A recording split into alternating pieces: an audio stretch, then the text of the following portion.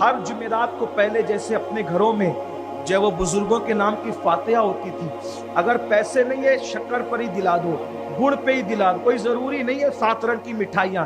اللہ والوں کو یہ مٹھائیوں سے لینا دینا نہیں، اللہ والوں کو تو تمہارا خلوص دیکھنا ہے. تو گڑ ہو گڑ رکھو، شکر ہو شکر رکھو، نہیں کچھ ہو صرف پانی رکھ دو. اور کوئی ضروری نہیں کہ مؤذن صاحب آئیں گے تو کریں گے، امام صاحب آئیں گے تو کریں گے، مبلغ صاحب آئیں گے کریں گے، سید صاحب آئیں گے کریں گے، کچھ نہیں.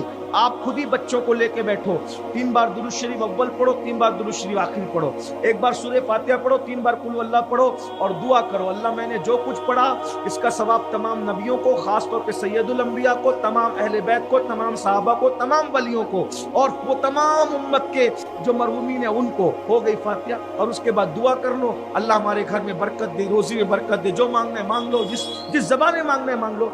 یہ جب تک ہمارے گھر میں جمعرات فاتحہ ہوتی تھی، بزرگوں کے نام ہوتے تھے، قرآن پڑھا جاتا تھا، فاتحہ پڑھی جاتی تھی، بہت برکت تھی. جب سے تم نے فاتحہ پڑھنا چھوڑ دیا دیکھ لو تمہارا کیا حال ہو رہا ہے. نماز پڑھو، 2 چیزیں لازم پڑھو. ترقی چاہیے، گارنٹی مجھ سے لے جاؤ اللہ کے نام پر. نیاز کرو فلاح پاؤ، نماز پڑھو فلاح پاؤ. نیاز اور نماز 2 چیزوں کو پکڑ لو. نماز بھی پڑھو، نیاز بھی کرو. کامیابی سے تمہیں دنیا کی کوئی طاقت نہیں روک سکتی. الحمدللہ میری گزارش ہے، اس لیے کہ نیاز کا ذکر بھی قرآن میں، نماز کا ذکر. ارے جب جس نیاز اور نماز سے جنت مل جاتی ہے تو کیا دنیا کی روزی روٹی نہیں ملے گی، بچی کو رشتہ نہیں ملے گا؟ قرآن میں کہاں ہے نیاز اور نماز کا ذکر؟ قرآن کہتا ہے جب جہنمیوں سے جنتی پوچھیں گے ما سلککم فی سقر، تم جہنم میں کیسے آ گئے، تو وہاں کیا ذکر کریں گے جہنمی لوگ؟ نیاز اور نماز کا ذکر. وہ کہیں گے قالوا لم نکن من المصلین ولم نکن نطعم المسکین، ہم لوگ نماز نہیں پڑھتے تھے اور غریبوں کو کھانا نہیں کھلاتے تھے. نماز ہی کو نماز کہتے ہیں، غریبوں کو کھانا کھلانے کو نیاز کہتے ہیں. دیکھو قرآن کے اندر ذکر آیا کہ نہیں آیا؟ نماز کا ذکر بھی قرآن میں، نیاز کا. اور جہنم میں کون جائے گا؟ نماز نہیں پڑھنے والا بھی جہنم میں، نیاز نہیں کرانے والا بھی جہنم میں. دونوں جہنم میں جائیں گے. کچھ لوگوں نے نماز پڑھی نیاز چھوڑ دی، کسی نے نیاز کری نماز چھوڑ دی. لیکن سنی جو سچے ہیں وہ نیاز بھی کرتے ہیں نیاز کے وقت میں، نماز بھی پڑھتے ہیں نماز کے وقت میں. یہ کوئی مذاق کی بات نہیں، قرآن میں نے پڑھا.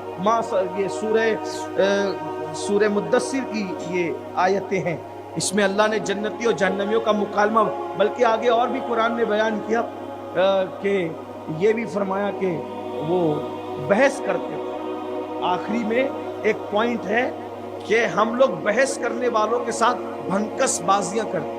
یہ جو عورتوں کے اندر عادت ہے نا بھنکس بازیاں کرنے کی، ہم بحث کرنے والوں کے ساتھ بحث کرتے ہیں. بحث ختم کرو زندگی، بحث مت کرو. یعنی کہ کوئی عورت کہے نا کہ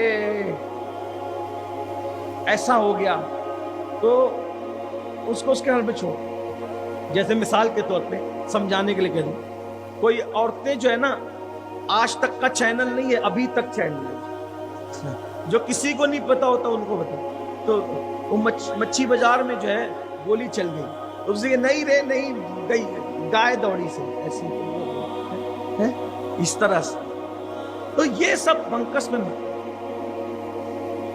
عورتیں کم بولیں، درود پڑھو، سلام پڑھو، نعت پڑھو، بحث مت کرو. پھر کچھ عورتیں ایسی ہوتی ہے ادھر ادھر کی باتیں کرتی ہے، توری ساس ایسی موری نند ایسی، یہ سب نہیں کرنا، بھنکس نہیں کرنا. یہ بھی جہنمیوں کی نشانی ہے، یہ ہنسنے کی بات نہیں ہے، یہ سچائی میں کہنا. تو باوقار بنو، اتنا کم بولو کہ لوگ تمہارے الفاظ کو سننے کے لیے منتظر رہتے. حضور اکرم سب سے اچھا بولتے تھے لیکن سب سے زیادہ خاموش وہی رہتے تھے. اور جب بولتے تھے تو ایسا بولتے تھے، صحابہ کہتے ایسا لگتا تھا کہ جیسے موتیاں جھڑ رہے یا لبوں سے گل جھڑ رہے. وہ گل ہے لبہائے نازک ان کے، ہزار جھڑتے ہیں پھول جن سے، گلاب گلشن میں دیکھے بلبل یہ دیکھ گلشن گلاب. تو نیاز کرو، نماز پڑھو، بحث مباحثہ مت کرو.